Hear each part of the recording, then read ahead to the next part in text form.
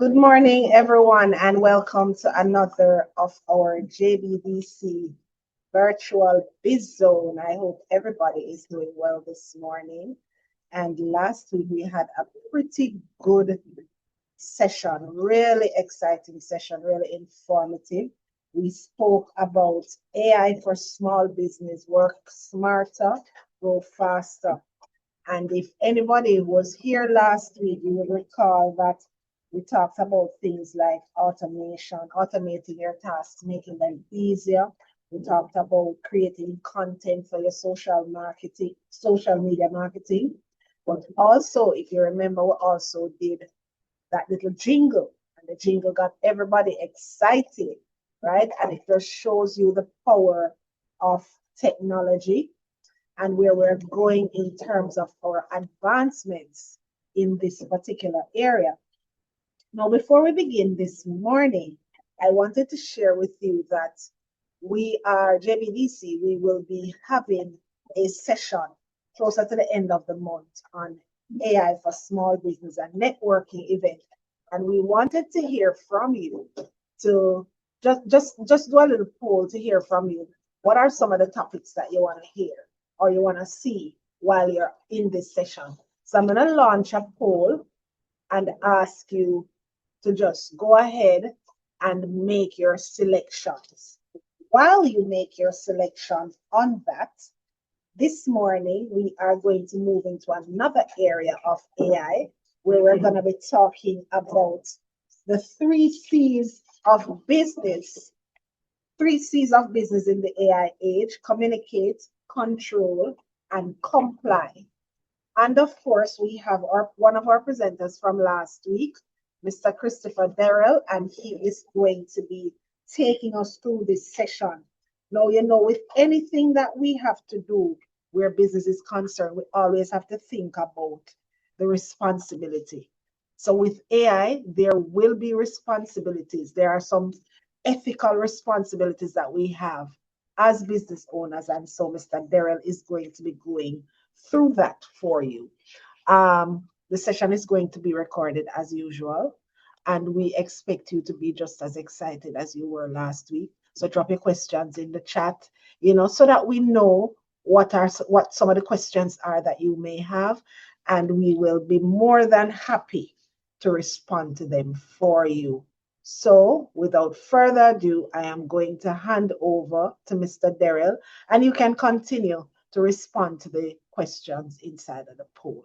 All right. Thank you so much. Over to you, Chris. All right. Good morning, everyone, again. Good to be back with you. And good to be able to discuss this conversation with you that we're about to have. Now, as Sansia mentioned, we're going to be looking at the three C's of business in the AI age today. And as usual, the goal is that this will be very practical. It won't be something that is only conversational. I might have some questions for you during the discussion. But I think you might be surprised to realize that much of this conversation has to do more with business than with the technology. And that's going to be a theme of all of these discussions. It's really about how do you do business, and then how does the technology solve problems that you have, rather than focusing too much on the tech. And so with that, we're going to do a recap. So I'm not going to assume everyone was here in the last session.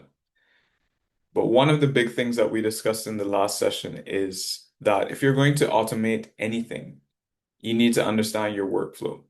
So you need to understand, as the owner of your business or the head of automation or anyone in the business that deals with customers and deals with sales, you need to understand exactly how it is that your business operates. Otherwise, you have no chance of automating in a way that will make you more productive. You'll be firing in the dark, basically. And so we're coming from that conversation where we said we must understand our workflow. We must understand the process of how our business operates. And today we're going to be going into a couple of the areas that you would need to excel in to really be ahead in the AI age. So we spoke about workflow mapping. If you don't know what that is, please check out the previous video. It's on YouTube. But what it means is that we understand how it is that your business operates from the time a customer finds you to the time that they've gotten their service and they've finished their final step. And that final step is up to you. Some businesses ask for reviews at the end. That could be the final step. Some businesses just take the payment and then that's it.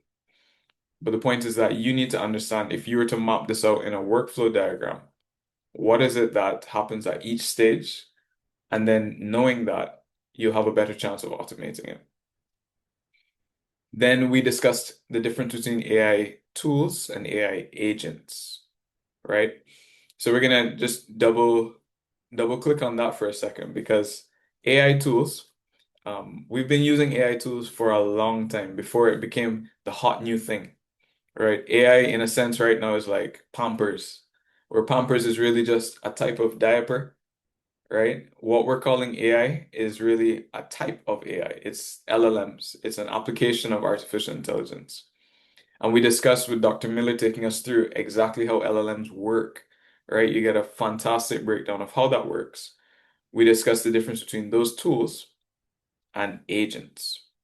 So what are some tools? We've been using AI for a long time. Google Maps. Every time Google Maps tells you about the traffic on the road, that is AI, right? If you've gotten a recommendation from Netflix on a movie that they think that you would like, or YouTube, that is also AI. It's artificial intelligence. It's simulated. But we've moved into LLMs, which is ChatGPT, Perplexity, Claude. And these are tools that operate using artificial intelligence as well, but it's a different way that they apply it. They're basically guessing the next word in a very smart way. So we move from that to what are called agents. Now, agents are able to handle strings of commands. So it's not just one task that it would do. An agent will be able to have a deeper understanding of who you are as a business and then operate multiple tasks at once for you. We didn't really go into tools that have agent capabilities, but ChatGPT has an agent, right? They call it ChatGPT agent. So we'll be able to demo that for you today. There are also tools like N8N, which allow you to do agentic workflows, which just means you can do the multiple steps that an agent would do. And once you search, you'll find them, right? There's some great agents on the internet where you would use an agent to write and publish a social media post, for example, or answer to responses when you get a customer service query, when somebody calls you or messages you on the website. So you have individual tools and you have software agents. And so the purpose of discussing that is how do you then take an agent and put it into your business, right? Because an agent is more likely to be an employee, quote unquote, than an individual tool is. And so the only way to do that is to know your workflow and then find the points in your workflow that you can automate. And so now we're diving deeper into specific areas. We're going to spend maybe 45 minutes roughly on this. So it would be great if you guys can fully focus. I know that some of you may be driving or multitasking. That's cool. We'll be looking out for your responses in the chat. So we're going to dive deeper now. You've heard the old adage that says, we are only working smarter, not harder, right? Work smarter, not harder. I think that we have the opportunity right now to do both.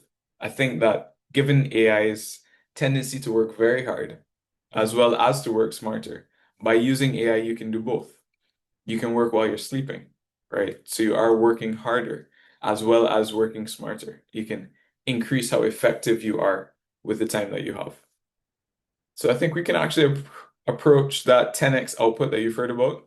I don't know if you know that Grant Cardone 10x, where you want to get 10x of your output.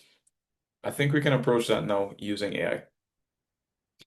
Okay, I'm seeing new names on the call. One of the important things, guys, is as I said at the start, we are focusing mostly on business. AI is going to be the tool that we use to advance your business, but it is not your entire business, and we're not going to be too techy today.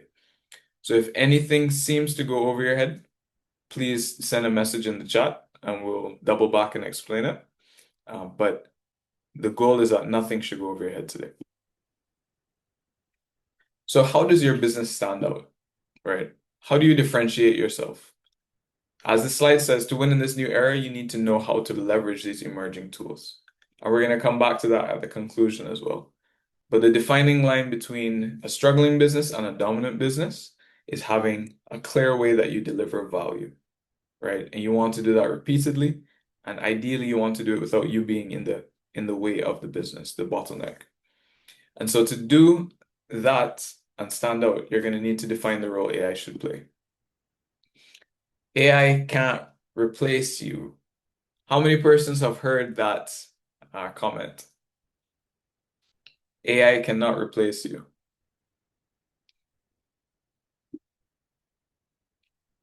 right? Hearing AI is not coming for jobs. I heard a minister of government say that AI is not coming for jobs in the call center sector, right? I see Michelle says she's heard that. I heard a minister say that, that AI is not going to replace. Patrice has heard it as well. Well, I want to tell you that my take now is that is a myth, right? I don't think AI can replace us now in the work that we're doing, but I also don't think we're as far as we think we are, because we're going to get to the place where those agents that I just mentioned, because they're so good at executing individual tasks and they have a better memory than many of us, they're able to carry out many of the things that we would do that are low low touch jobs. All right, so we're gonna also look at that a little bit later at the end of the session, but this is likely a myth, and it's not something to, cover your head and say, okay, I'm safe now. It's something to be aware of because it's already happening, but it's happening in a way that is kind of a slow attack. So we're gonna come back to that again, a lot of comebacks, but we're going straight forward now. 100% steamrolling, straightforward. So AI is infinite leverage, right? As business owners, as persons operating within businesses where you have a large responsibility to run the business, you wear many hats. You're the CEO, you're the marketer, customer service, you are the person who deals with all customer arguments and queries, and you're also the person who, when you're sleeping at night, you're thinking about the entire business, right? AI is going to be the way that you increase your leverage while working on the business so that you can do more with the little bit of time that you already have. So the first C that we're going to look at is communicate. How do you use AI to better communicate? For good communication, there are, even under this C, there are a couple C's that we want to make sure that you have. We want to make sure that you have clarity. We want to make sure that your discussion is concise. And we want to make sure that it's correct, right? So clarity, meaning you shouldn't be using terms that are too hard to understand, or even the format of it, the length of it shouldn't be too hard to understand. Concise means that you shouldn't be using more words than you need to communicate what you're trying to do. And then correct is accuracy, right? You want to make sure that what you're saying is true. There is a landmark study that was done by Harvard Business School and Boston Consulting Group, and they tested hundreds of professionals, and they had them, some use AI, some not. And it says that those using AI finish tasks much faster and produce significantly higher quality results. I read recently as well that there was another study done, I believe it was on Twitter, where persons did a blind test of content written by AI. So many persons reviewed the AI text, many persons reviewed the poetry that was done by humans, and the majority of persons actually preferred the AI for its realness. Can you imagine that? That you're reading poetry written by AI and it feels more real than what the humans wrote. And so I think it was 53% of persons actually chose the AI text over the human text. What does that mean? It means that in our communication, we can leverage AI effectively. There was a time just a couple years ago when you would immediately know something was written by AI, but that is quickly disappearing because AI is getting much better at matching our tone, AI is getting much better at getting creative, quote unquote, because it cannot create. And it means that you're going to have a very effective PR manager once you start to use AI. So the way that you should really be looking to leverage this in communication is as co-intelligence, right? So don't just give it a one sentence command. You have to give it a persona, right? You want it to be an expert negotiator, as the example says. You want it to be a PR manager. You want it to be a consultant so that you can get high quality outputs from the presentation. So we want it to be clear, clarity, we want it to be concise, and we want it to be correct. Now, one of the big reasons that a lot of you are on this call, I'm assuming, is that you know that when you use something like ChatGPT, it's offloading a lot of the work that you would have had to hand over to another company to do. And maybe it's because of the time that you'd be working, right? You're working at midnight, so more than likely you can't message anybody to say, write this for me or spell check this for me. Or it's just your budget. Well, one of the big things here is that AI allows you to get a lot more done without a billion-dollar budget to create compelling commercials or marketing assets. Now, what you need to know is how do you then tell that story so that it's clearly communicated. I said it in the last call. I'm going to reiterate it.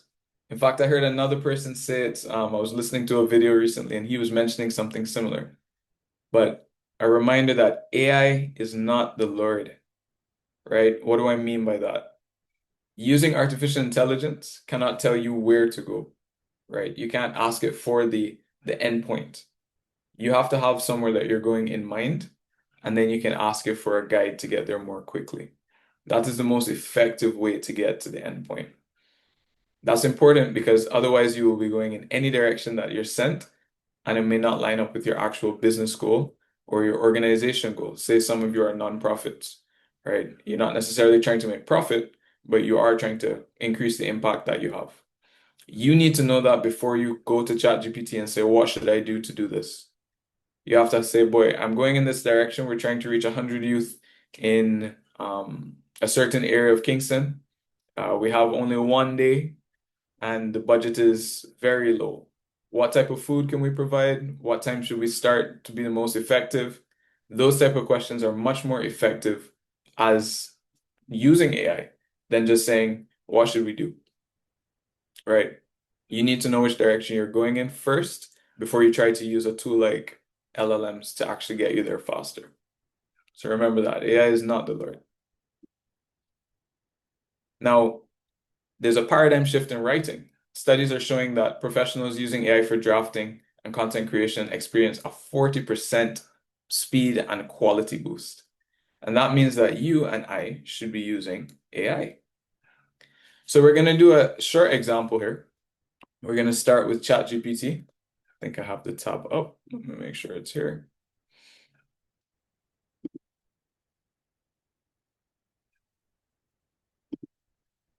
And I just want to make sure I understand who I'm talking to. Is there anyone on the call who has not yet used ChatGPT? If you could just send a message in the chat or an emoji.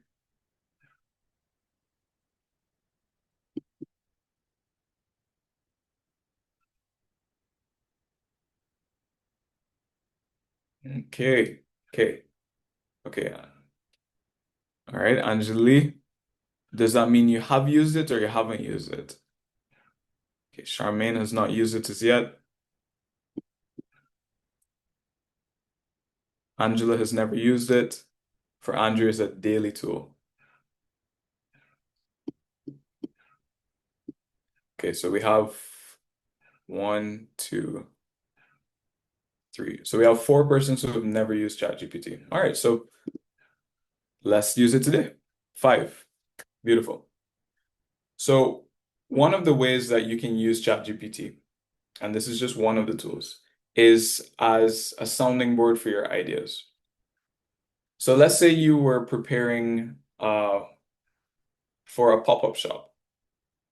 So you'd start with the idea of, hey, there's a pop-up shop that I will be presenting my potted plants at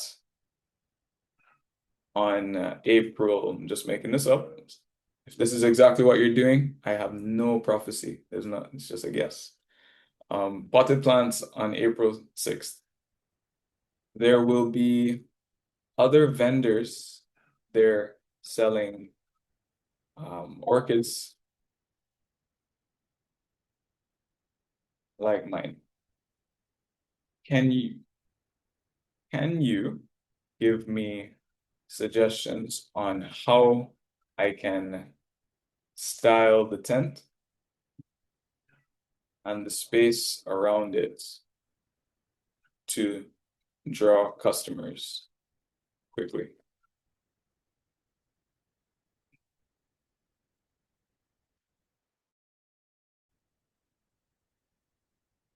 All right, so ChatGPT is coming up with some quick responses. So it says if you're trying to create that strong visual appeal, the first thing you can do is create a visual hook from a distance. So people walking by can scan quickly. So you want something that will catch them. So it says place your most impressive orchid at eye level, front center. Use a tall stand or a crate stack like this one to elevate it above everyone else. Let me just zoom in. Add a simple sign beside it saying blooming orchids, easy care, or from X dollars, take one home today.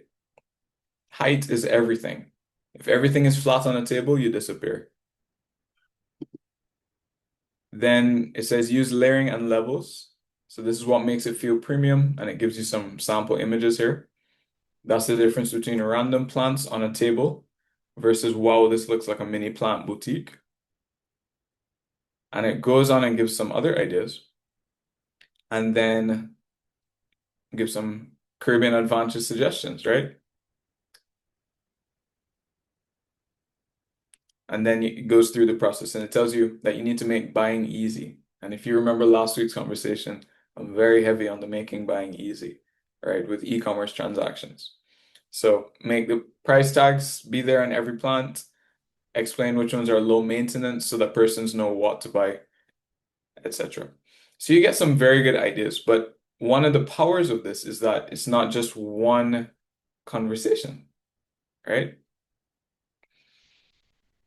So we're going to go on to the next thing and we can say, now that it's given you this and the checklist, can you give me a nice email to send, email draft to send, zoom in a little bit, to send to persons who give their email at the booth for more information that will allow me to have the highest chance of converting them to customers after the pop-up shop.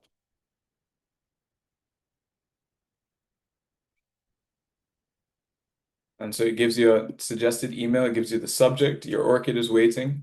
Hi there. It was great meeting you at Pop-Up Shop. Thanks for stopping by and taking a look at the orchids. If one caught your eye, but you didn't get the chance to take it home, I've still got a few available. And then it explains that orchids are a lot easier to care for than most people think. And it also suggests that you as the business person can get them suggestions. So if they don't know about the orchids or they have a space that they don't know which plant would fit best, you get the ability to help them choose the right orchid. All right, so it's also helping you do your business for you, right? Now, if this is too long, you could of course prompt it again and say, hey, this is too long, give me something shorter, give me something that's WhatsApp length. And it'll also give you a breakdown on why this works and when you should send it, 48 hours later, etc. So you have someone who's working with you as a communicator. Now, there's a lot more than ChatGPT that ChatGPT can do, but this is just a first example in terms of communication. Notice that I didn't ask it what to sell. Notice that I didn't ask it what should I do to make more money? What business should I go into? You start with this is what I'm doing. Help me get there more effectively. And that's when it will perform its best and you'll get your best response.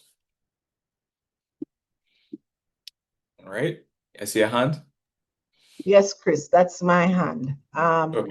I see Michelle, I believe it was, posted a question in the chat, which I think is a very important question. She says, Mm, I often ask, is this your best response? that's good. Yeah, That is very good. I think And that's a very good thing to do. yes, and the reason Mhm. why is because these LLMs are trained on raw internet data, right? So they Mhm. have massive databases. But then the developers of each solution, after they've done the training, they add what are called guardrails. So these guardrails will be like manual extra code that they've added so that the AI doesn't accidentally swear a bad word because the internet is full of bad words, right? Or accidentally give you something that is lewd, right? A lewd image by accident because it's trained on raw information. So those guardrails come on top. And that's good for protection, but it also has the side effect of AI will sometimes not give you a raw response, right? They will not tell you that your idea is a terrible idea.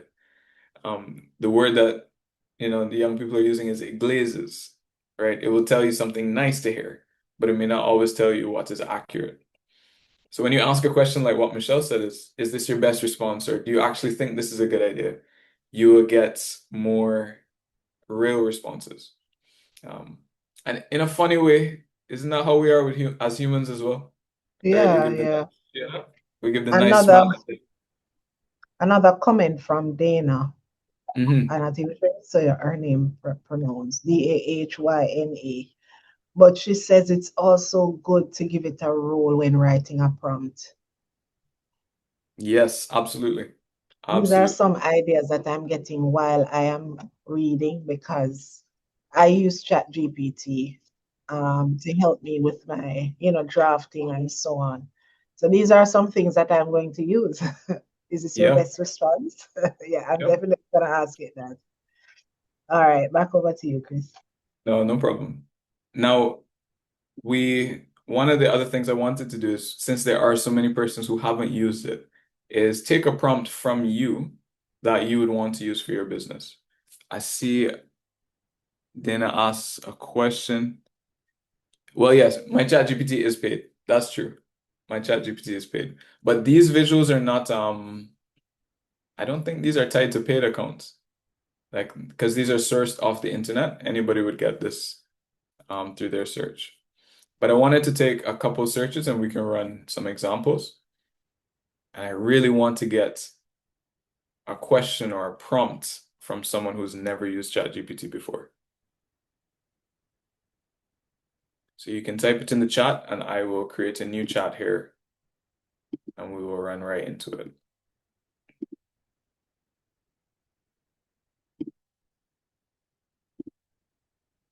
So if you see it, Sansia, please let me know.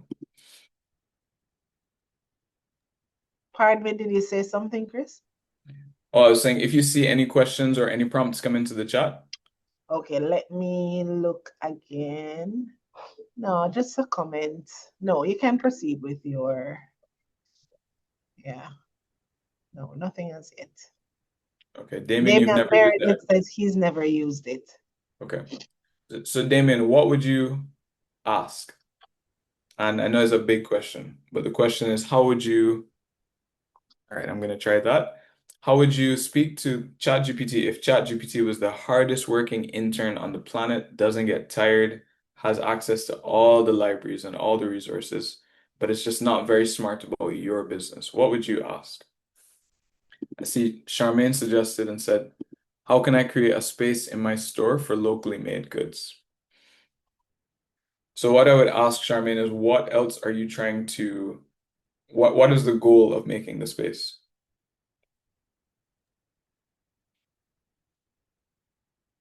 Same with you, Damien, rather than those questions are a bit high level. So So you're not Damian giving it. says, how can I automate my workload? But I think you'd have to tell the chat or the AI what your workload is like, you Okay, know, in order to see what it would recommend or suggest or anything like that. absolutely. So you'd have to say what is your workload? So Yeah. you can give me a follow-up. I'm going to work with what Charmaine is saying. So she says to attract customers into the store. So again, that still would need to go a little deeper. Like, what would you tell somebody who you hired for marketing on day one? What would be the information you're giving them? Because the more information you give, the better the result will be. So I'll say, how can I create a space in my store for locally made goods to attract? Chris, I want to open Charmaine's mic so that she Oh, can please. speak. Charmaine, are you able to speak? Hi, can you hear me? Yes, we Yes. can hear Hi, you this, loud and clear. Go okay, good ahead. morning, everyone. How are you? Morning. Morning. Okay, so I operate a gift shop at the airport, and there's Hmm. one of the stores where we have a little space and we have like dresses on that particular wall. But that wall is like a focus wall. So I want to change that area and put more locally made like t-shirts and items like that carnival season is coming up. Probably put that Hmm. carnival, so I can get a carnival costume, an old one, just put it up there and put the locally made items around it, shirts around it, even caps, bags, so that when customers are passing this one, they have to look in, they will see this focal point. And they say, oh, that looks nice. Let me just wander into the store. And then once they're in the store, then it'll be the sales reps' job to entice the customers to purchase more items, different items, upsell, that type of thing.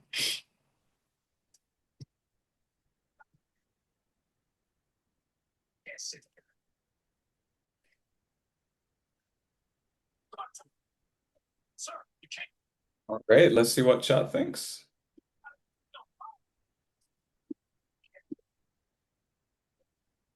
Well, first of all, Charmaine, ChatGPT says that you're thinking about it the right way. So that's a compliment for you. Oh, thank Um, you. Okay. so suggested strategy would be interrupt, pull, and convert. Mhm. So make travelers stop mid-walk, give Mhm. them something easy and fast to browse with, and then the team will convert, which is what you just mentioned. Mhm. And it says that you'd have a local spotlight near the entrance. So it'd be right at the front edge of your store, slightly Okay. angled toward foot traffic. So I guess right outside the door. Mm. Um, and you would have a front table. You could have a front table. Okay, yeah, we've had that before. We kind of pulled it, but we've had that before. It's probably Okay. something that is old becomes new again. Yes. And you have a clean grid and you have vertical signage, which is important. So made in Jamaica at Mm. the top, local design, limited run. Mhm. Mm. Okay. Then it also mentions something that I am personally very bad at, which is matching the colors properly. So it Okay. says to Some use persons are color. eclectic, so they will go like a green. Some persons want like a orange and like a pink together. Some would Yeah, like a green and like a black together, something more muted. So, okay. exactly. But also just using the way that the clothing is arranged or the products Hmm. are arranged to Hmm. cause color blocking to happen. So having that Yes. strength of Okay. imagery even while they pass. And Okay. then yeah, take a piece of the island home. I mean, I know you have that Yes. covered already. Hmm. And then the sales flow would be to acknowledge. So the simple Hmm. script would be acknowledge. That's one of our local designs, just came in. Hmm. Then add the story. These are made by local artists, not mass produced. And then Hmm. upsell bridge would be we actually have matching pieces over here if you want to see. Hmm. And then you also have cross-selling. Pastel. Hmm. Yeah. So you have the family set. So, hey, your son would probably Yes. love a matching cap. Exactly. Exactly. So I think that was a fantastic example. Thank you. Yes. Thank you. Thank you Thank you. very much. Yes, that was really good. And I hope it opened the eyes of the other participants on the line so that they can see the possibilities through the eyes of AI. All right, so there's a hand up. Hmm. Go ahead with your question.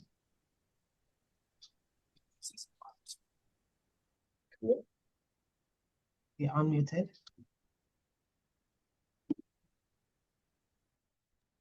Yes, morning, Chris. Hey, good morning. Um, just further to the prompt that you added, I noticed that you did not specify Jamaica, but it included the Jamaican flag.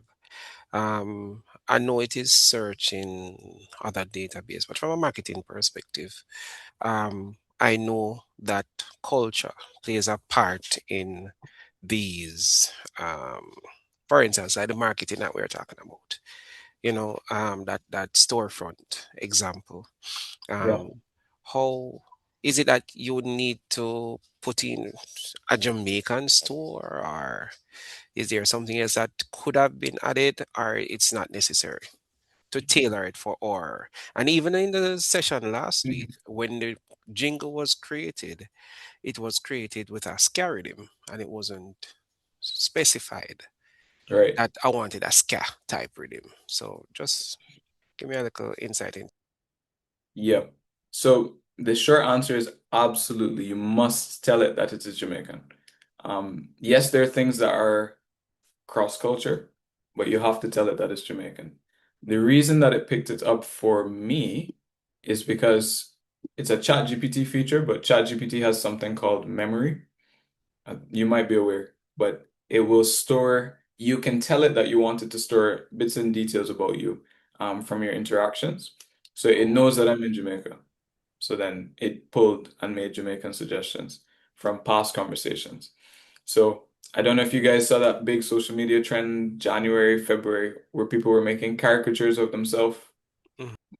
right? Or even this month, where it said, ChatGPT, look at my memory or look at my history and then make an image of me as a cartoon at work. So that would have been from using the memory. But yes, you must give it as much context as possible.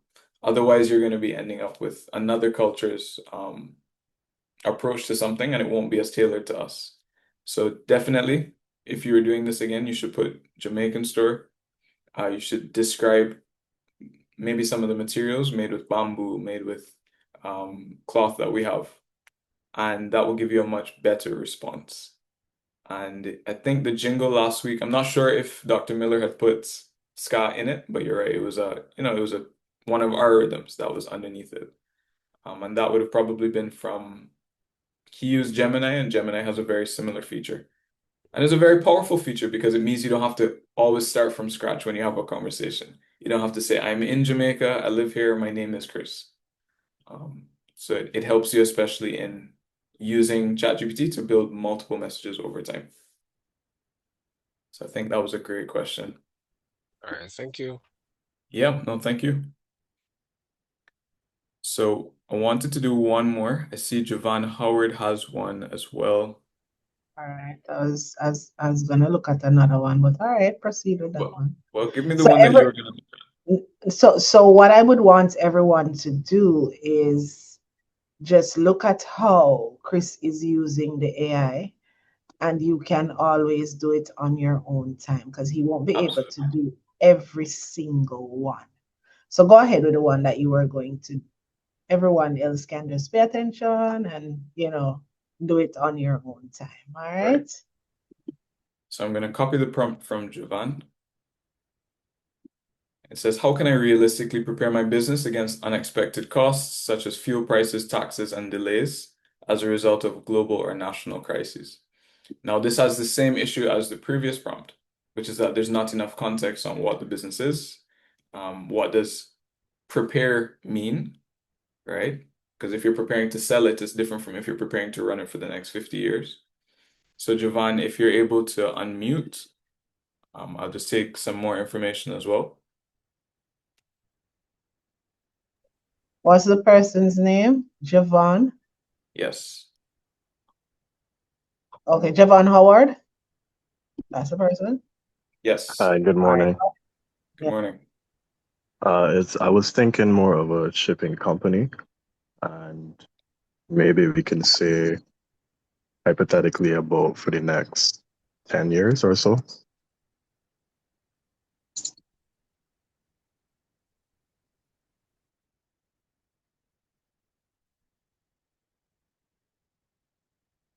Okay, so the goal is to build a model that is resilient to global pressure. Is it a Jamaican shipping company or an international one?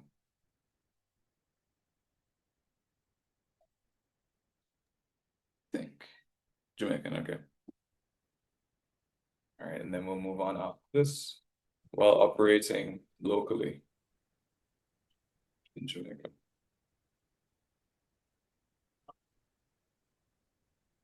All right, so this is a nice question because it's more of a research question rather than what should I do tomorrow with my social media? So you're gonna see one of the other capabilities of ChatGPT, which is research. And it has a feature that you guys should also test out if you're looking at something like this called deep research. So because that would take a little longer, and you have many different versions, we're just gonna do the regular. But that would be nice as a deep research question because it will cite sources, it will search the internet, it will search 50 to 100 sources, and then say, based on historical situations in other countries, this is the best way for you to do this. So it's good for research papers, it's good for business plans, especially. Anything that you need to cite sources and get statistics to come in as well. All right, so Michelle says she often asks it to do a deep dive. All right, Patrice, I love that. Yes, it was pretty cool. That's what we were going for sure with ChatGPT. So I hope that means that you're gonna try it now for the first time. So for this shipping company, it says that you need to have the anchor principle, and your business model needs 3 built-in defenses: cost pass-through mechanisms, buffer systems, flexibility in routing, pricing, and partnerships. So the biggest risk would be the fuel volatility.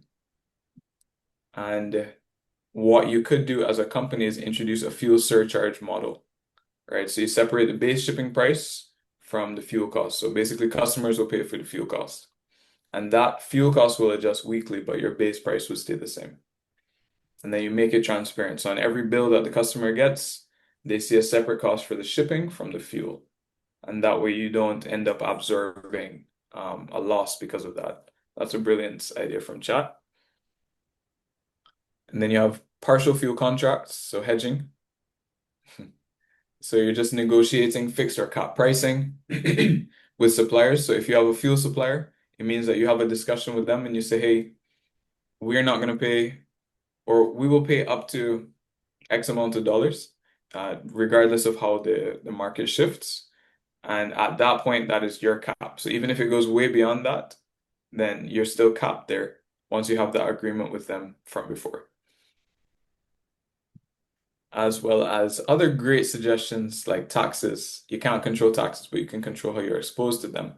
So you can add a tax buffer margin to your costing or to your pricing. So you don't operate on razor thin margins just in case those change as well. So this is good. This is good stuff. I hope you guys see it, that you have a consultant at your beck and call. And if you want to access them, it's chatgpt.com, right? And that's from OpenAI.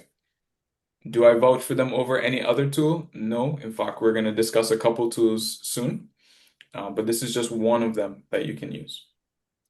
And the idea is just to show you that this is a possibility. And I actually just saw Jody's question. Absolutely not, Jody. You just came in at the ChatGPT portion of the conversation.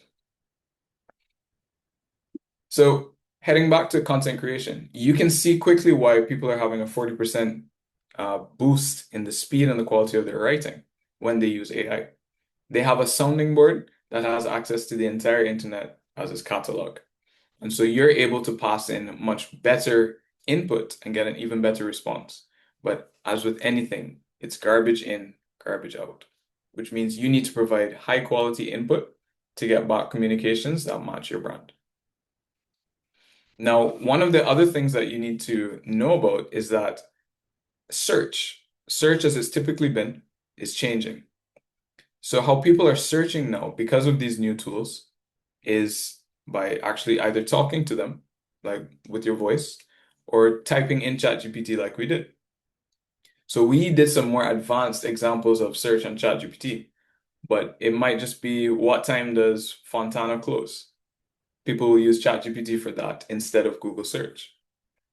And so because of that, there is a new area of search that's coming up called AEO, and there's another one called GEO that we're going to look at. So historically, we've had SEO. Most of you would have heard that term. It stands for search engine optimization, right? Now that meant that when you search something on Google, your goal was to get your business to list at the top of that search results page, or what they call the SERP, search engine results page. So you would get your link there by a number of means: social media posting, the speed that your website loads, reducing your bounce rate, which is when people go to the website and then leave quickly, that's a bounce without any interaction. But because how we're searching has changed, you have what's called GEO, generative engine optimization. And that's platforms like ChatGPT, where unlike Google search, you are searching by the question in ChatGPT, and ChatGPT will give you the list of links that you can click on or the results there. So you still want to make sure that your brand is visible there because you're trying to increase your business. And the way that you do that is you must structure your digital footprint so that the AI models confidently recommend your business. And the way that they do that is content. Content is king when it comes to GEO and AEO. The writing on your website must be very clear. You can't use what is called keyword stuffing, where you're just putting words that you think it will pull up. You have to write cohesive sentences on your website, and you must have a lot of content for it to pull up. The most beautiful websites aren't necessarily the ones that will rank the highest on GEO and the AEO. So let's look a little bit at that. And we're speaking from experience here. I should give a little background. So I'm the head of web development and operations manager at Adtelligent. I've been here for 8 years, and we have had clients of all sizes, right? So Grace Kennedy is our client, Bank of Jamaica is our client, but we've also had smaller clients who are just starting out. And we had a fantastic client last year who was, we were doing marketing for them, advertising online. And beyond the sales that they would have gotten from the ads, they actually got a sale directly from ChatGPT. And we're able to track that because on the back end of the website, you can actually check where somebody is coming from. So we saw somebody search them up. They're a tour company. So they searched them up, probably searched a term like, what are the best tours for couples in Jamaica? They found the person's company on ChatGPT and went to their website and booked them. So it's no longer just fairy tale or hypothetical. People are getting purchases. They're getting business directly from ChatGPT. And I remember the exact amount. I think they earned $137 from that one booking, right? From ChatGPT suggesting them, not Google anymore.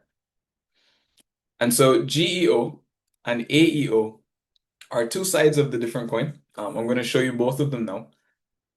And they are important for your business as you communicate going into the future, because this is how people will be finding you now.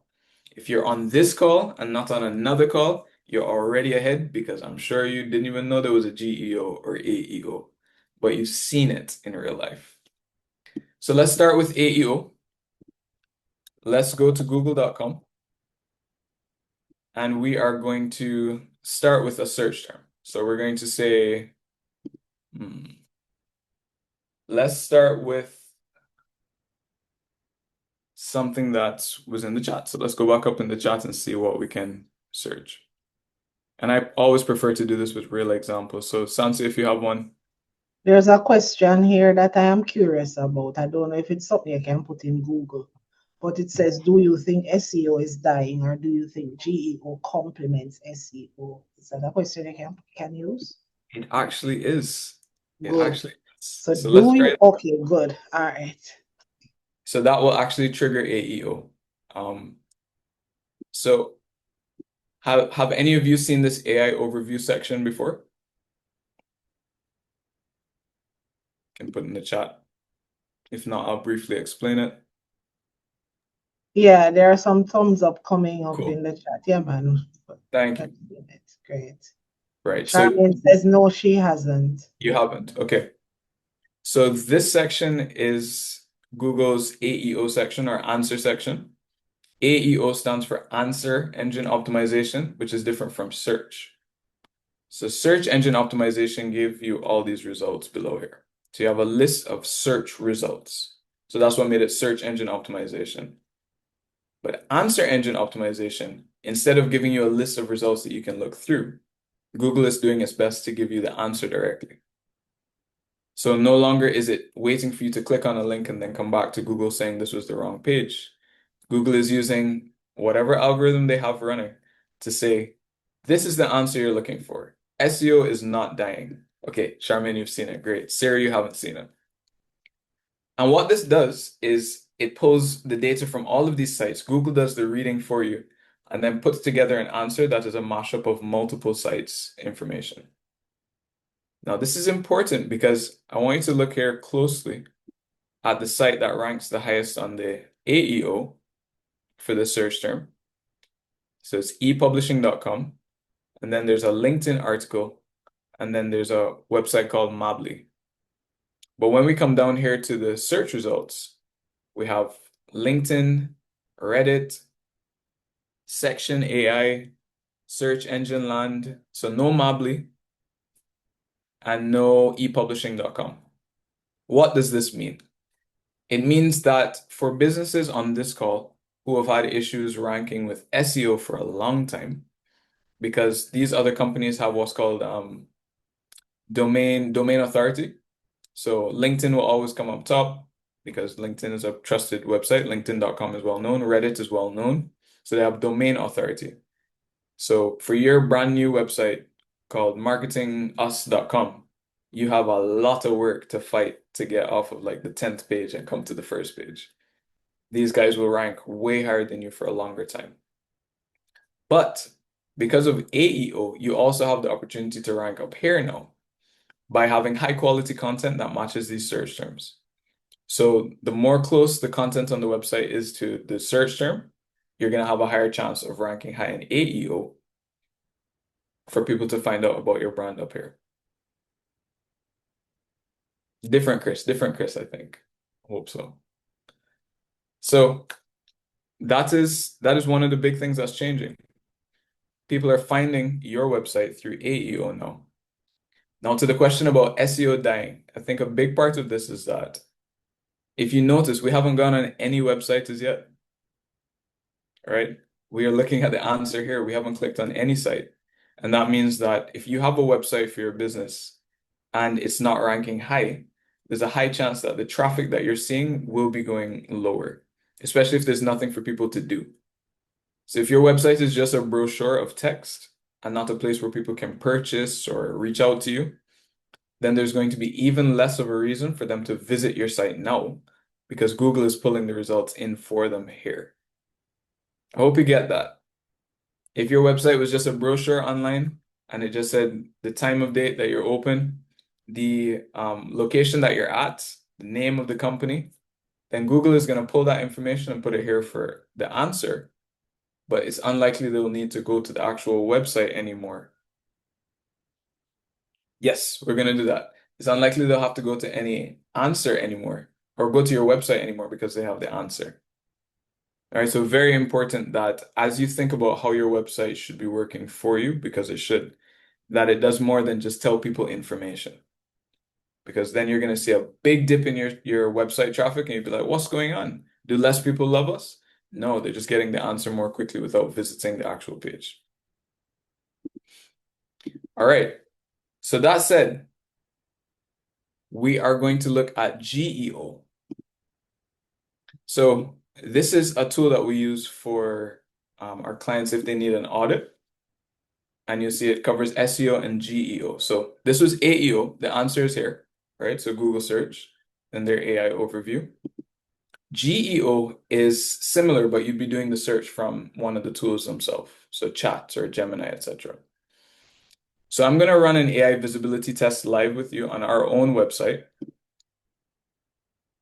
And what this tool does for us is it will actually generate about 20 questions that people might ask about the different services that we offer. and then it will run it through the different tools that are available. So ChatGPT, Gemini, Perplexity. So we give it a second to generate because it's coming up with the questions. Then it asks each engine what they would say.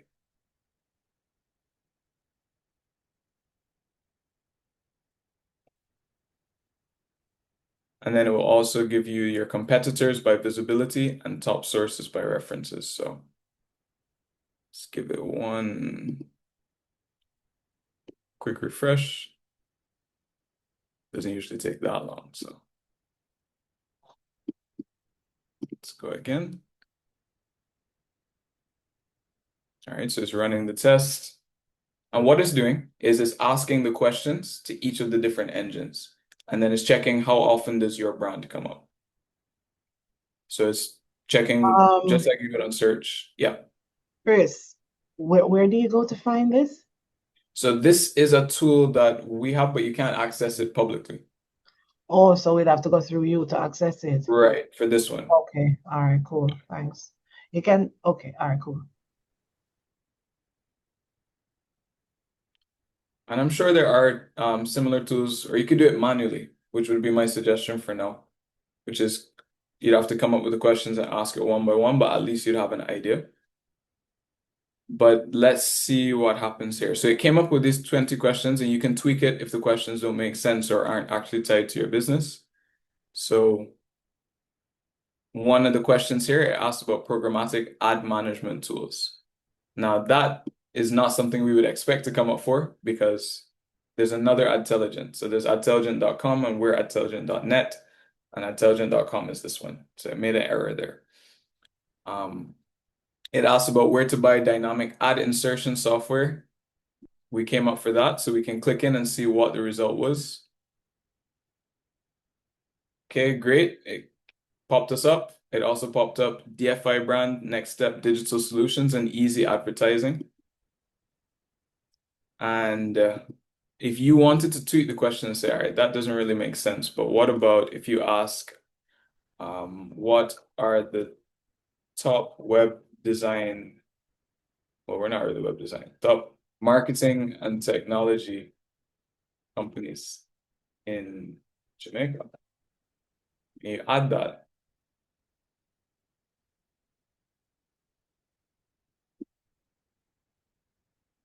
Oh, it'll run all of them again. So just imagine that was asked. But for now, we're just going to go through what actually came up.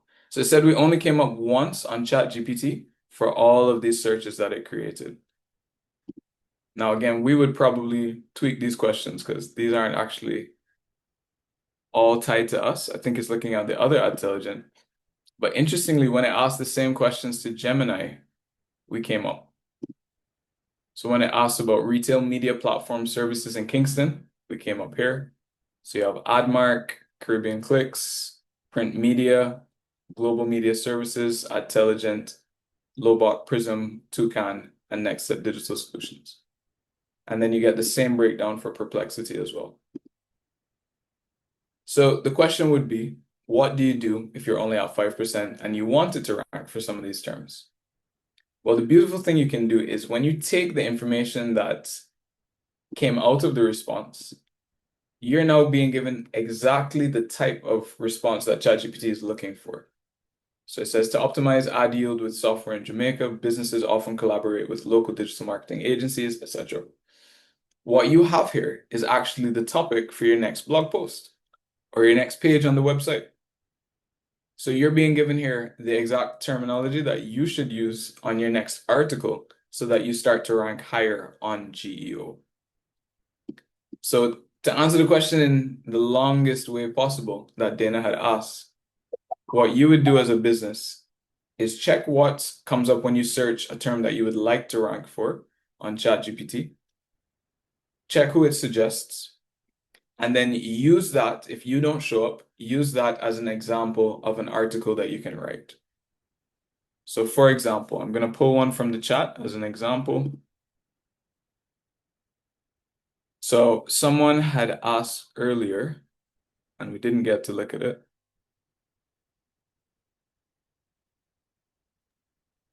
Is it a question, the question that I had wanted to use, or is it something else?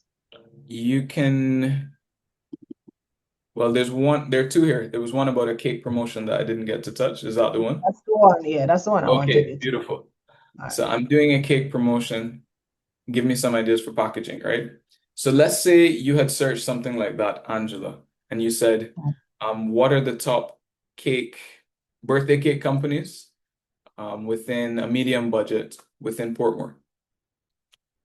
And you did not come up in this result.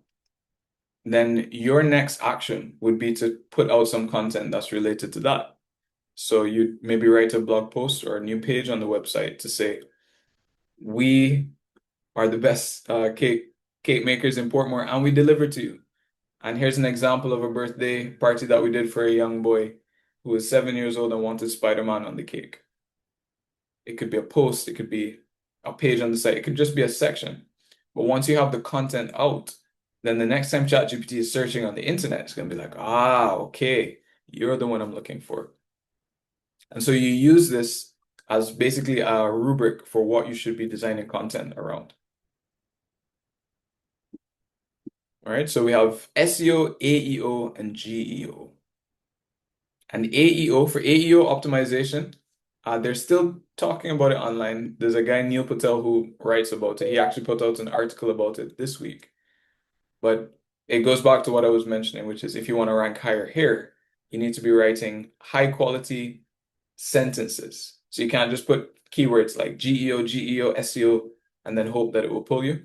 It needs to be sensible sentences that are coming up on your website that Google will then pull so that you show up here. I know that's a lot, but I hope that you're with me because this is where search is going, right? As I said, we had a client who got a purchase from ChatGPT. ChatGPT, which was not around 4 years ago, 5 years ago. It wasn't around 5 years ago. And somebody made money because somebody searched tour company, Jamaica, and booked. So this is very serious, especially for your businesses. And to be honest, everybody loves an underdog story, right? So even if you're not as well known or your domain has not been around as long as these other companies, you can rank up here. You can rank at the top in the AEO. All right, so hope you're with me. One of the things about AEO is that it also changes the search habit of your customers. So traditional search is you get a menu of results, doctor's offices in Jamaica, and you get 15. But now they're not going just with the hope of getting the doctor's office list. They want the best ENT in Kingston, Jamaica that's open on Thursday. So they want a specific dish. And I have a funny story about that, because we've been doing SEO for years. And we actually had a client who is an ENT. But when we built her website, we optimized it for SEO a bit too well. So we had written on her site, best ENT in Jamaica, I think it was, or in Kingston. And because of that, when you search that on Google, she would come up. Her website would come up first. And she actually got threatened by the medical board that she could lose her license if we leave that there because you can't come around people and tell them that you're the best ENT because there's no way to actually prove that, right? It's very subjective. So we said, okay, that makes sense. So we had to actually de-rank her from #1 on Google to like #3 by changing the wording of that, right? But that's the power of good search intelligence. And that's what I want you guys to also take from this, that the communication we're talking about that AI can help you with is going to help your content writing, and your content writing is going to bring people to your business. So we went through AI overviews. Web traffic is going to decrease, but that doesn't mean that your business needs to as well, because you have GEO as another way to get people to find you. Now you have ranking factors. You have AI engines pulling information real time, so the loading speed of your website is important. A proper content structure for your website is very important. Now that's more on the coding side, but if you want information on that, you can definitely ping me as well, and I'll guide you. And we can even do a little audit to see how your website operates, if it has correct content structure, H1 tag, H2 tag, H3 tag, etc.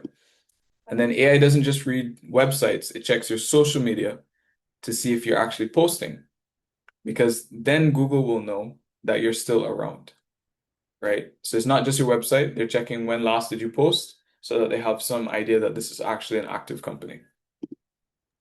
Yeah, Chris, we can definitely do that at that session that we'll have coming up at the end of the month. Yes, Yeah, checking, absolutely. probably doing some audits on pre-selected maybe, Yeah. websites and so on. No, that sounds good. We can do it live. Can you remind, because I know people joined midway. You want to remind them of the date? All right, so we are still in the process of working through the details, but we are planning an AI for small business workshop and well, not workshop, networking event on the 30th of April. So just watch the same space that you got the information about this webinar on, and we will be sharing it with you. So once we get the details finalized, we'll get that to you. And of course, your presenter will be none other than Mr. Christopher Darrell. So you'll get a chance to meet Chris in person, and we'll just be able to look through what it is that you have to offer and also share information with you that will help to enhance your business operations. All right, back Absolutely. to you, Chris. No problem. And the benefit of that is that it will be tailored. So it'll be very specific to you because we get to talk. I could relaunch the poll for persons who did not get a chance to respond so that you can see the areas that we are considering and then you can make your selections from there. All right. All right, so let's make sure everybody sees the poll and then we jump into the thought flow.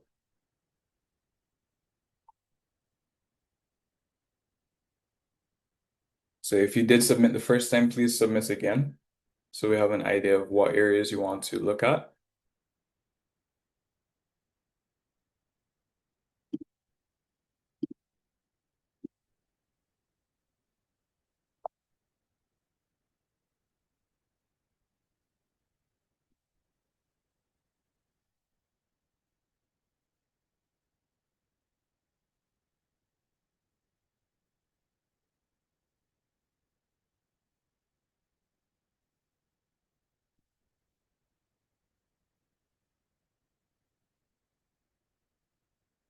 Okay. I love all of the aboves.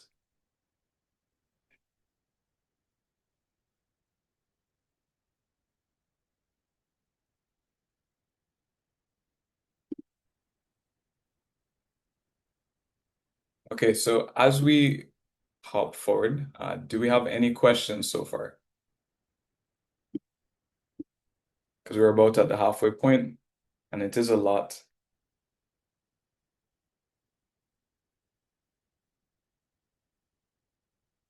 Okay, I see Casey has a question.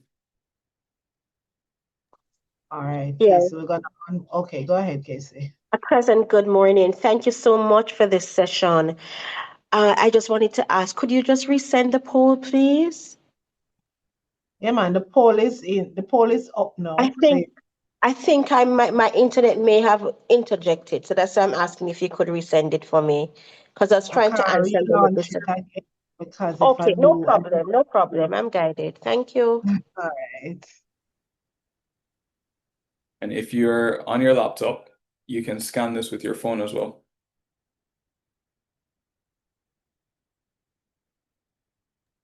So, Casey, there's an option for you. You can just scan that QR code and you'll be able to see the question. Chantel has a question, so I'm going to unmute you, Chantel. Hi, good morning, everyone.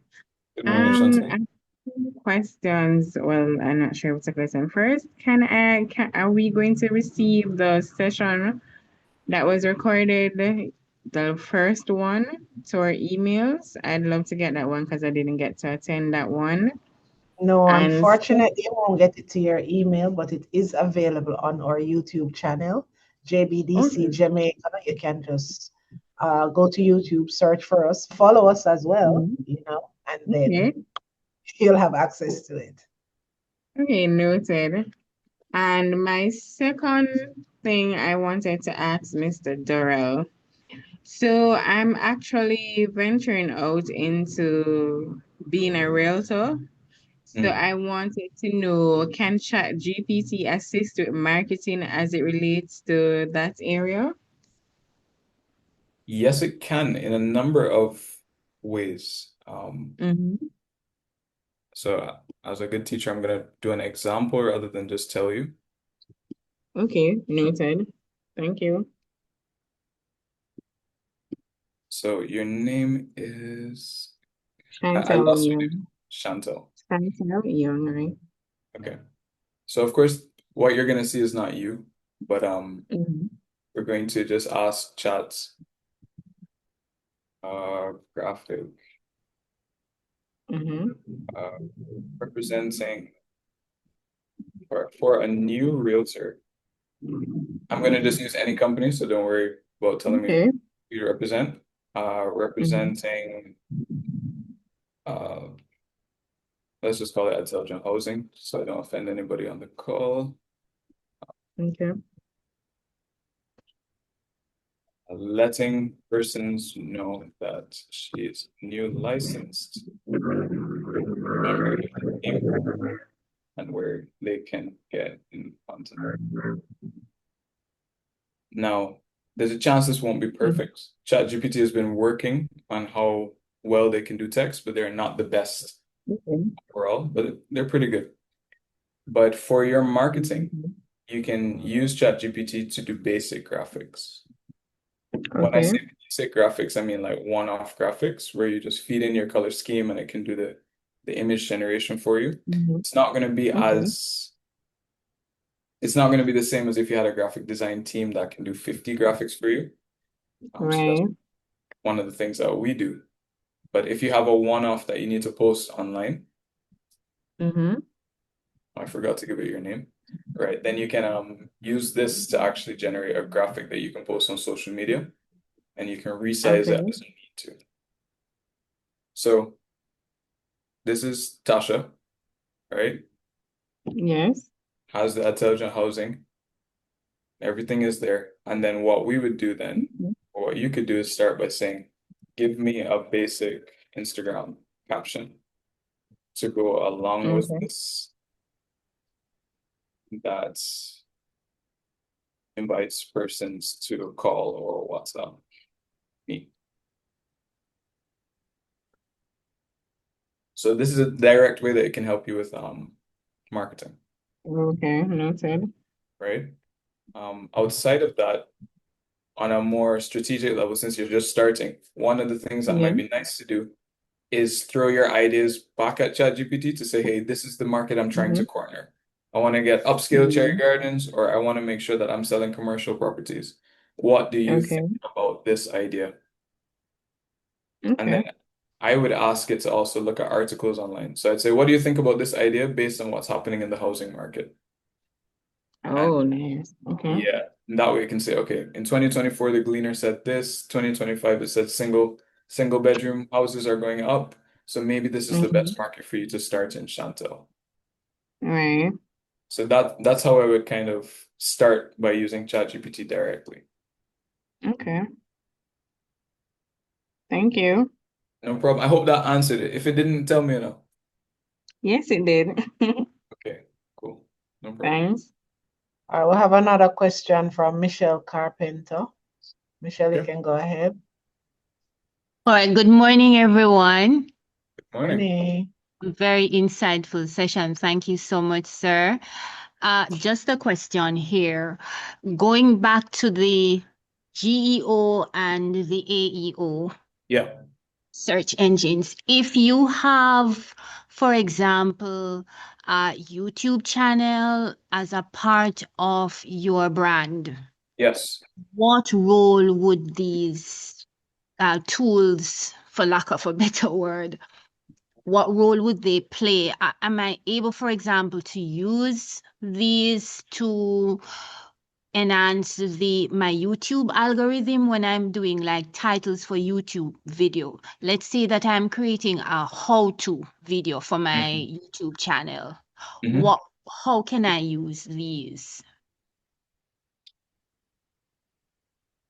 So sometimes persons go in and, all right, I'm into events planning. Event Persons planning. might want to go and search for a video as to how to make a bridal bouquet. Let's say that I have a how-to video on my channel. How can I actually use this so that my video comes up in the algorithm then? Yeah, that makes sense. Well, the first thing is you can. So AI overview will also reference YouTube videos, especially how-to videos. And people can link over to that. In terms of how does it help you rank, like how do you get it to rank higher? I'm not sure. I'm not sure how it uses YouTube as yet. What I do know though is that Gemini, which is Google's AI LLM tool, will make reference to some of the transcripts of the videos on YouTube. So your videos would still be in the overall training set. So I don't know if it will make you rank higher, like the content of the video, but it does look at YouTube videos when you're searching a how-to. So the title definitely will help you rank higher, if that makes sense. So it might just be the title, it may not be the content of the video. So we can do an example as well. Let's pull one up. How to, do you have an example that I can use, Michelle?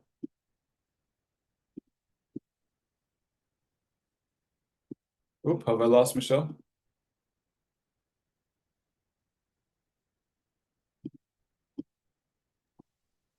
I'm here. Are you Okay, hearing me? hearing you now. How to create a corsage for Oh, graduation 2026.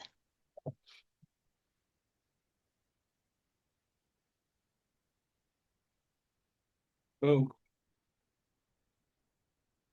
So the first result is from Pinterest, but I know it just showed that it searched a YouTube video as well. So you can see YouTube here is actually showing up.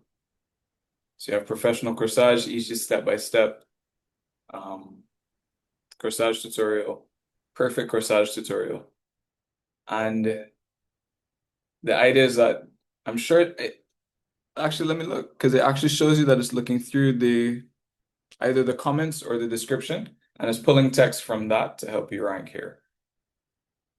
So short answer, AEO is affected by your YouTube videos. The more you put out, the better you'll have a chance of ranking higher here. The title matters, the description matters. I'm not sure yet if the content matters, but it will help you be found more. Now I have a critique for your search term, which is actually going to lead me to the next slide of the thought flow. But I think we have one more question.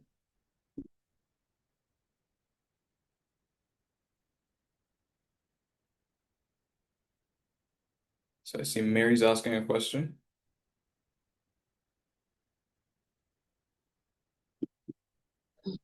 Good morning, everyone.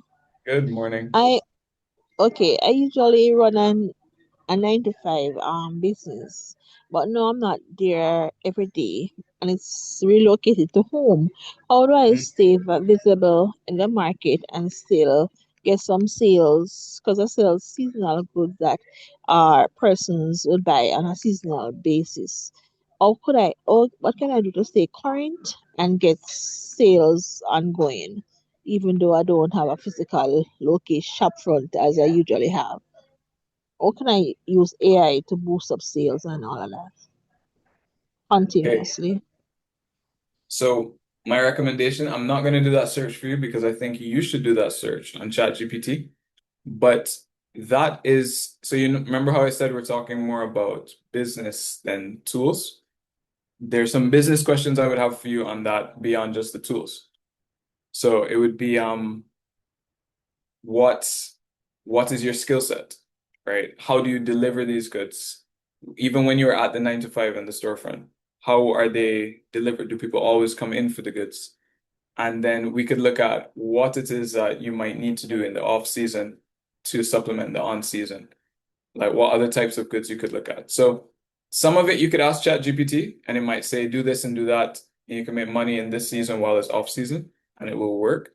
But I think I would more want to understand more about what you're trying to accomplish. All If that right. makes, yeah. But that would have to be for the in-person session, more Yeah, than like that's gut feeling. Yeah, so we're as Chris intimated, just want to reiterate, we're gonna do that in-person session on the 30th of April. Um, just for a few, I want to just give some information. Now, we do these sessions on a monthly basis. Uh, and so I want to share a link with you and ask you to just give us some feedback on the session that you had this morning. I suspect some persons would have, I hope rather, we sent it out via email after the last session. We had a very small number of persons responding. So I just posted a link in the chat. We want to get your feedback on the session because it's very important for us to get your feedback so that we know how we can make the session better for you. So I've just made that post and I'm going to ask you to just take a minute and respond to that poll for us, please.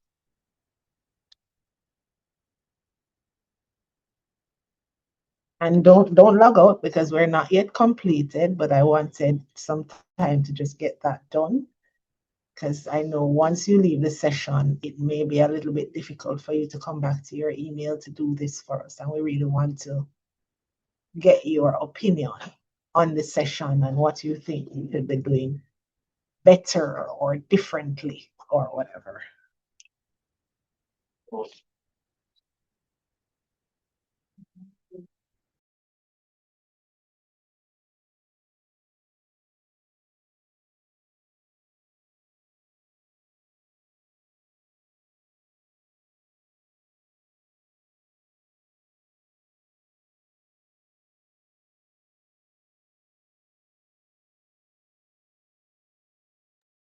All right.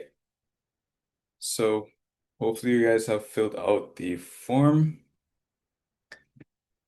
So we're going to go on into the thought flow.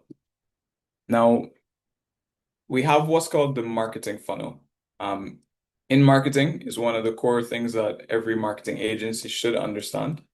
And that's because it takes you through how everybody purchases in any and every case. So you have persons who find out about your brand, and then after they've found out about the brand, they will indicate their interest or not. After they've shown interest, then they'll decide. And after they've decided, then they will actually go ahead and purchase. And this is what we call the marketing funnel, right? Now, it's not just for marketing agencies. Business persons in general need to know about it because this is how everybody will purchase from you. So our job is to get people through the whole funnel, but your job is to also understand where they are so you can move them to the next stage. So in a similar way to the marketing funnel where you might be hungry, so you're aware that you're hungry, and you said, boy, I probably want to get some Chinese food right now. So you have interest in Chinese food. You Google it and you get 3 locations. One is closed and then there are 2 other options and you get to choose between them. And you make a decision. So you say, I want Chris's Chinese.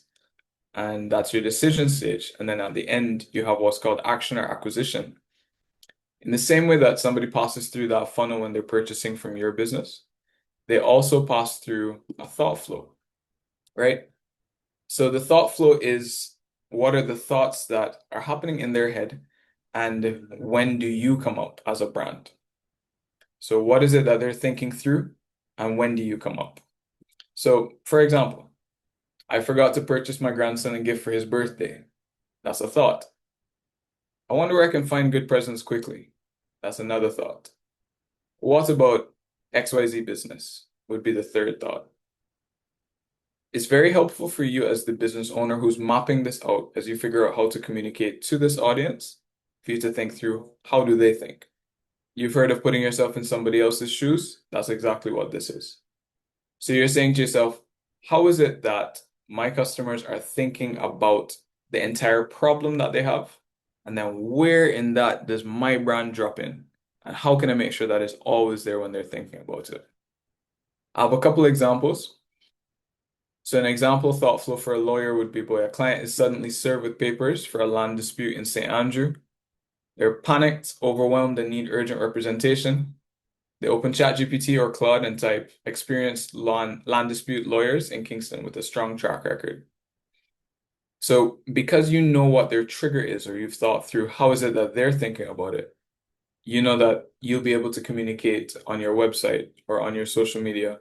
We are experienced land dispute lawyers, right? So the AI will recommend your firm based on the thoughts that they were having. Another thought flow would be for an accountant, right? So a small retail business owner receives a notice of an impending GCT audit from TAJ and has no idea how to prepare. Or even more simply, that the tax deadline is coming up on April 15th for businesses. That's a reminder, right? So in your head, the thought flow could be, boy, this is the first time I'm doing taxes. How do you even do taxes? Who can do taxes for you? How much does that even cost? And so you pass yourself through the thought flow that they're going on, and you say, all right, I want my name to drop in right here. And so they might also search online for urgent help.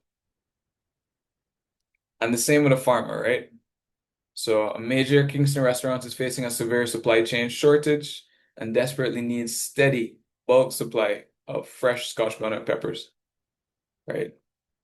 So that's another area that you'd want to understand how your customers are thinking so that you can drop your name in. It's a very helpful exercise.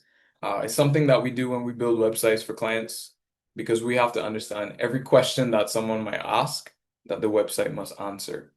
But for you, it's a simple pencil and paper exercise where you say, all right, the way that people think about my business is as a emergency birthday cake manufacturer, right?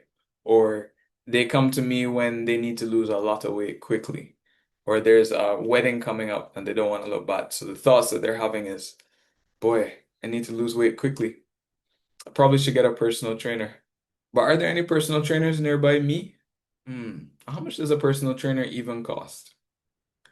And so when they go onto Google or they go onto the AI to search, your website should be answering all of those questions, like personal trainers in blank, affordable or free to start, free for the first session, so that when the search results come up, you come up at the top.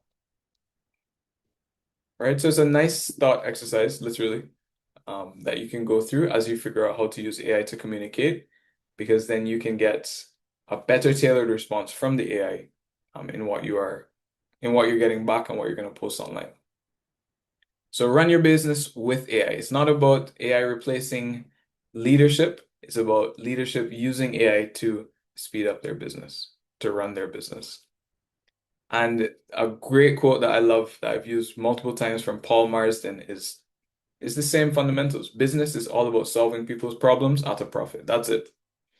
Business is all about solving people's problems at a profit. Every business, whether it's Elon Musk going to space, NASA has a problem, they don't make rockets anymore, they need to get a rocket, that's Elon Musk.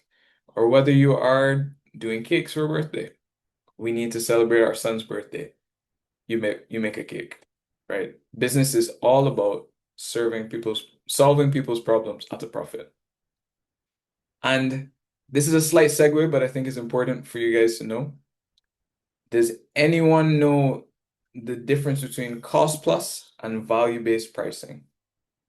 Santi, I'm not sure if you've ever done a conversation on that before, but cost plus versus value-based. Maybe not in so many words, but I definitely am familiar with the concept. Okay. Can anybody please give me a quick breakdown of what that is, the difference?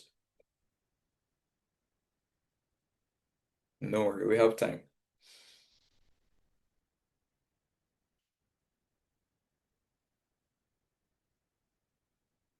So question is cost plus versus value-based. What is the difference? Which one is better than the other? This is for all businesses. I'm not seeing anybody No. hazarding a Okay. guess. Let me get a nice flyer. I hope I get the thermometer flyer. So cost. Okay, Sarah, please go ahead. All right. Go ahead, Sarah.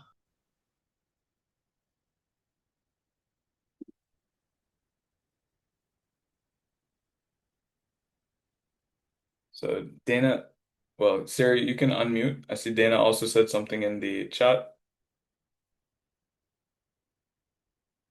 So she says cost versus value. Oh, go ahead. Sorry. Good morning. Good morning. I'm looking to say the value should be more important than the cost. Here to look to say the cost should not be before the value. The value of the goods should be more important than the cost. If you're supposed to have something substantial to offer, more than versus thinking the cost should be more. As long as you have something valuable, the cost will come, but you cannot think about the cost more than the value. Okay, that's a difference. I get what you're saying. That's not exactly the answer, but I get what you're saying, and that is true. You're talking in terms of production. So I'm gonna take that. I see Mary. I see a couple people. So Okay, I'm not good sure morning again. I am thinking of cost pricing to compared to value based. Both of them are important because sometimes the cost you make an adjustment as to how much markup you put on it, and it may put a markup on it and it come out falling short, and then you look at the item and you see that it value the quality is superb, so you could dash out a little bit more price as a perceived incentive to it. That's how I Okay. look at it. Okay. All right. Thanks. Thank you, Chike.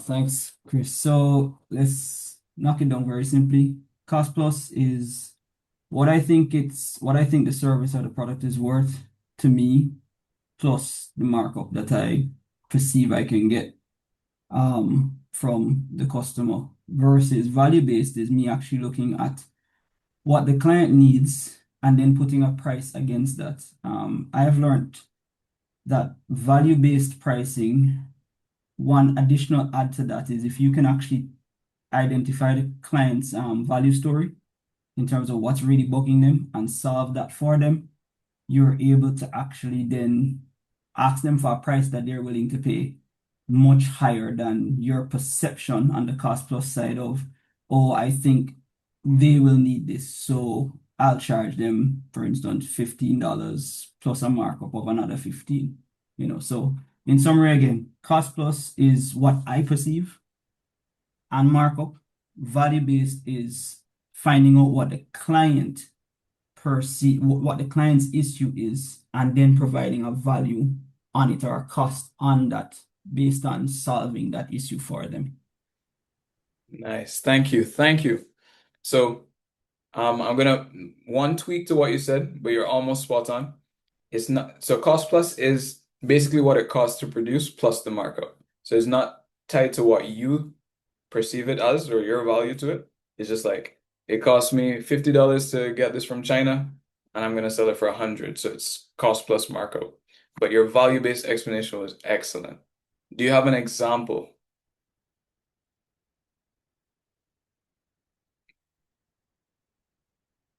Chika's gone already? All right. If not, for now, we can definitely continue on. But the Oh no, I could, important All thing. right, sorry, Chris, Chika's mic is yeah, on. I couldn't Oh, go unmute, ahead. that's why I had to give Oh, you okay, access. okay. Yeah. Yes, I actually have a couple of them. So specifically, when I deal with my clients for my consultancy, I look at the problem that their system. So I do system implementation and optimizations. So it's very bespoke. The client has a particular system. I need to find out what their root cause of their problem is. They'll tell you one thing. So let me give you a good example. My reports are not being generated. And I go in and I identify why the reports are not being generated. But at the same time, it might connect to other things that are not specifically about that problem. So providing value to them is to not just having them see just one area of where the immediate pain point is, but actually showing them that there's multiple areas that is impacting that pain point, and why just solving that alone doesn't alleviate the problem overall. Maybe now or further down the line, it will come back again.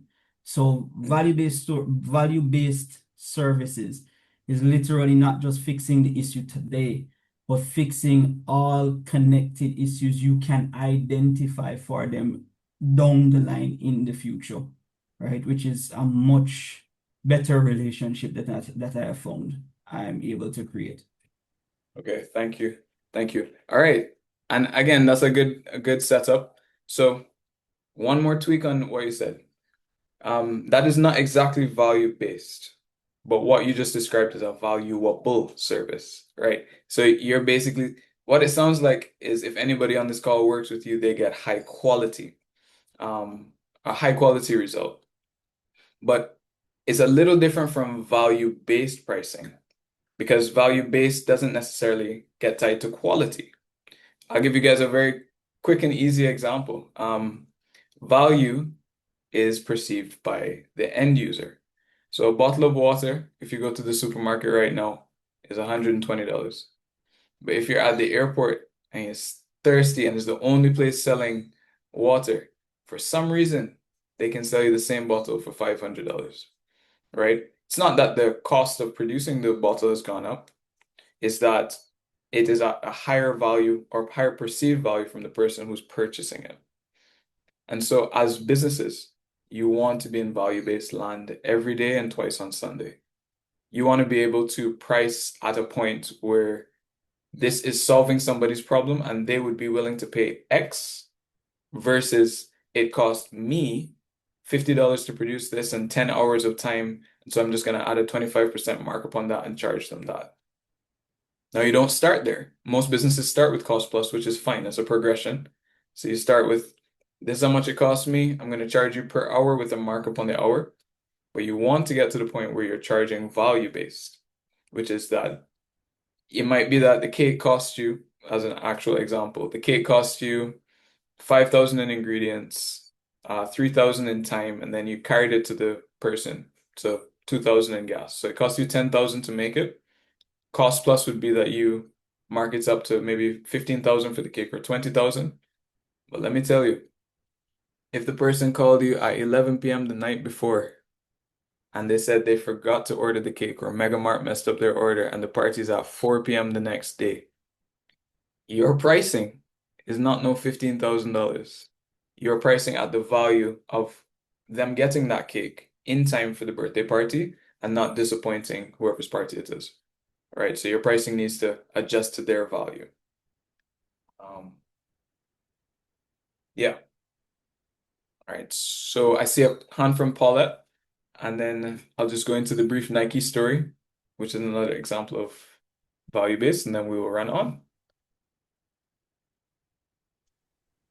Yes, thank you for that. I just want to share a perfect example.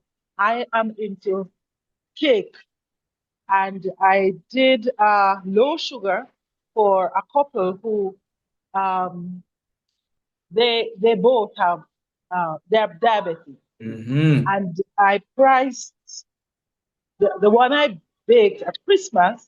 I priced it for 3.5. And when next I met, the husband said to me, "Oh, you're the lady who did the cake. I need one, but I need one for a higher price."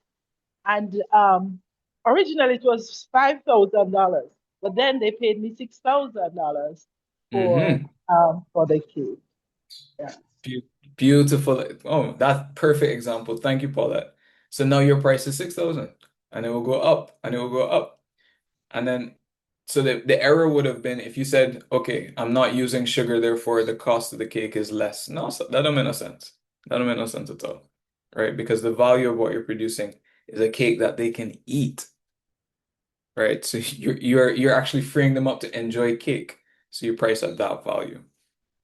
There's a very famous designer online named Chris Do. He has this talk with designers, and he says, "Boy, how much should you charge for the Nike logo?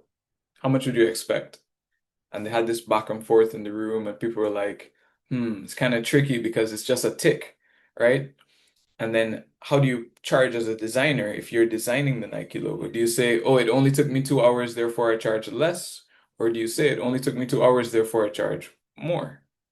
So you have to be charging to the value. You have to charge Nike whatever the number was, high number, because you're creating a brand image that's going to go on every shoe, every commercial. You can't just say, oh, the tick took me 2 hours to go with a swoosh, and therefore I'm going to charge them for the 2 hours of work. That would be insane. You must always price out value. And so why am I bringing this up? How does this tie into the 3 C's of AI? AI helping with your business is even as you as businesses learn to adopt AI from this conversation, right? And you're going to start using ChatGPT and you're going to start finding ways to improve your business at a lower cost. That does not mean that you need to reduce your pricing. Right? I hope that doesn't get in anybody's mind that, okay, because AI is helping me with this, therefore I should lower my pricing. I don't think so. I think it just gives you a better opportunity to increase the value of what you're producing.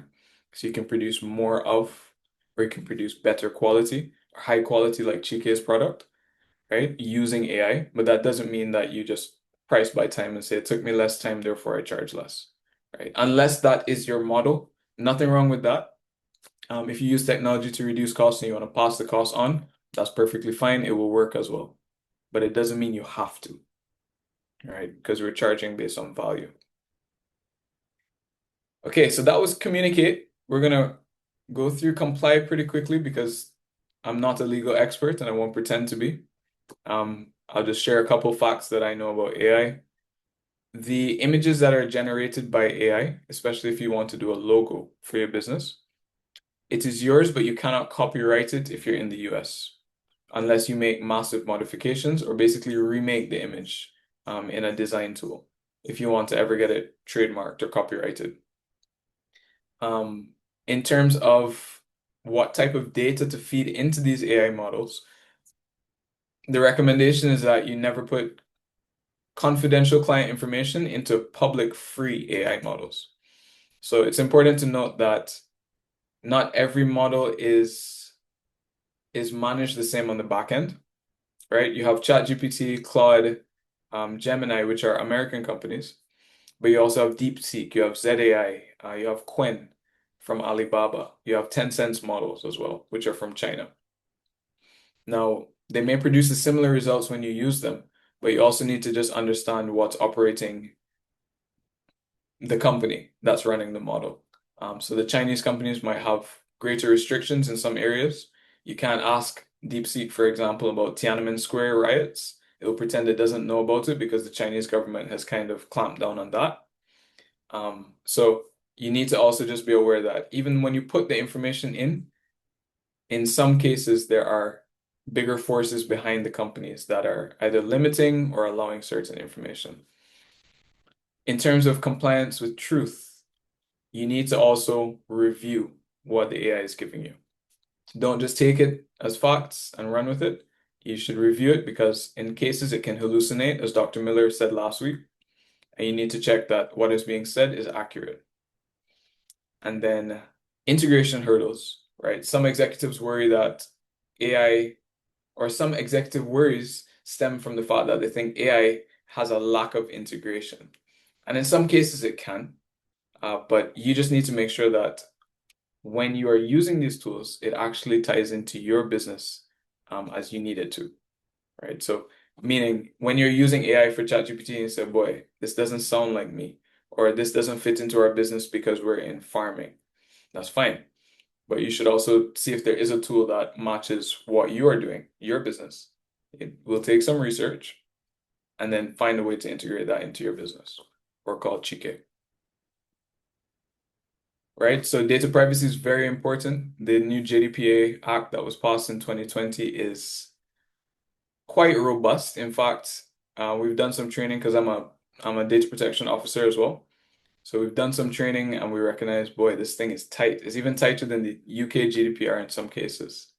A brief example is that we were in a training call with the government and someone from UE asked So what about students who we don't usually give them back the exam papers after they take the exam? What does this law do? Like, can they now request a copy of their data, which would be their exam paper, even though we reuse that information? And the data protection team at the government say, yeah, by law, every student in Jamaica can ask for a copy of their test results, right? Which is like, because now UE has to change how they do their operations because of the new law. So it's important for you as a business to understand what parts of the law will affect you at your current scale. And then liability, at the end of the day, you're the one that will be holding the bag. So you need to make sure that the content that you put is true and that you're respecting IP rights, especially if you're trying to use music or video generation. And then control, which for me is a big one. I will just go through this really quickly because what I wanted to focus on with control is that you need to review the content and you need to review what you're putting in as well. So here are some things that if you're a business and you're trying to get started with AI today, after this call, that I would suggest. If you have a business plan, I would feed that into ChatGPT. And by feed, I just mean you attach it to the conversation as a file and let it read your business plan. If you have SOPs for how your business operates, standard operating procedures, you can feed that into ChatGPT as well. If you have FAQs on your website, feed that in as well. And if you have any past articles that you would have written for journals, etc., feed that in. That way, what you get back from the tool will be the best representation of how your business actually operates. And so you'll have a greater chance of something that matches your brand. So, what about the future? Well, I wouldn't say I'm a pessimist at all. I would just say, assume that this is the worst that AI will ever be, right? So this quote is, assume this is the worst AI you will ever use. The technology is only getting faster and cheaper. The penalty for waiting is irrelevance. And yeah, I believe that. I definitely feel that. So why I'm happy to see you guys online today and still see 52 participants is that it means that you've recognized that even if you didn't understand everything this guy said on the call, you know that this is important and you know that you need to find a way to incorporate it into your business. And you're already a step ahead. But don't get overwhelmed by all that we discussed. In 24 hours, my challenge to you, very simply, is pick one task. Pick one task you hate doing, whether it's writing emails to angry customers, whether it's filling out a purchase order for new stock, whether it's just writing an introduction email, a blog post, an article, creating a graphic. Write that. Decide on that task that you're going to just test with and delegate it to AI. And then tell us what you find. And so that's about it. Thank you guys. Let's win in the AI age. I know we can. I've already said it, but we have the great potential here in this country to impact the world because we're right here. We speak English. We're right across the water from the US and we're basically on the same time zone. So yeah, we really don't have any borders per se. So thank you guys for your attention and yeah, that's it. Thank you very much, Chris. I saw some applause going up in the chat, and I join with the applause. This was another excellent session, but for that hands-on approach, for that more in-depth approach, 30. Look out for the information because we are depending on you. When we want to have, it would be so nice to have the persons who would have participated in both sessions to be part of that. And it's going to be limited spaces. So look out and we'll get out the information as quickly as possible. Not gonna hold you any longer because there are some other activities happening today. Charmaine, you did not miss the first session. Go to YouTube, JBDC Jamaica, and it is right there for you. It is AI for small business. Work smarter, grow faster. That's the session for last week. Thank you Yep. very much, ladies and gentlemen. You wanted to say something else, Chris? No, I was just gonna say if you were on the last session and you didn't get a chance to reach out or you were interested in AdPay, right? Definitely you can fill out the form on our website and we can get in touch and we can get started with setting you up online with online payments for your website. So you can take payments in JMD and it goes straight to your bank account or USD. Wonderful. And he posted the link in the chat. I also posted the link to jbdc.net in the chat. Let me see how many persons. I had 19 persons fill out my feedback form. I want to post it one more time so that you can at least copy it. For those persons who have not yet filled it out, please, we need your feedback. There it is. You can go ahead, copy it, and use it. All right. And Chris also posts his LinkedIn profile in the chat, so you can feel free to follow him and connect with him on LinkedIn. Thank you again, everyone. It's been a very informative session, and we will see you next time. Bye.